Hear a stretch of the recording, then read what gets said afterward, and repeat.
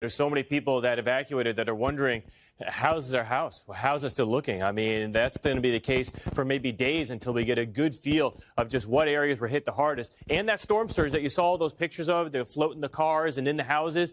Well, that water came in, and then last night that water went out. So a lot of that water is gone. And so when we see the pictures from the helicopters, you're going to see it doesn't look that bad unless it was the wind damage. You're not going to see that water damage unless the houses were wiped away in the waves. But that may only be on the barrier islands. So let me give you the latest on the storm. It's down to a tropical storm. We still had some wind damage overnight through central Florida and additional power outages. It did go a little further to the south of Orlando area, so the power outages in that region were a little less than expected. No one's complaining about that. So we're going to exit the storm off the Space Coast during the day today. We still have that heavy rain threat. We have a flash flood emergency in areas of Seminole County. We still have a flash flood warning around Orlando and this area from Daytona Beach through Volusia County. So we still have concerns with strong winds into Daytona Beach, New Smyrna area, and that heavy rain threat. Then we'll take the storm off the coast, and all of that rain is heading northwards. We are going to see the possibility of a tropical storm or a hurricane landfall tomorrow up there in between Savannah and Charleston, guys. So we're not completely done yet.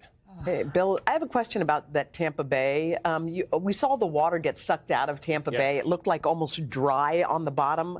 What happened? Like, what happened to all that water? It's the opposite of what happened where the storm surge was, because the winds on the northern side of the storm are blowing out off the coast. So it's just taking all that water and throwing it out to sea. And the opposite's happening where you have the storm surge south, the Fort Myers, the Naples, the Bonita Springs. That water is being driven in by the winds. So, yeah, it was the harbors were blown out.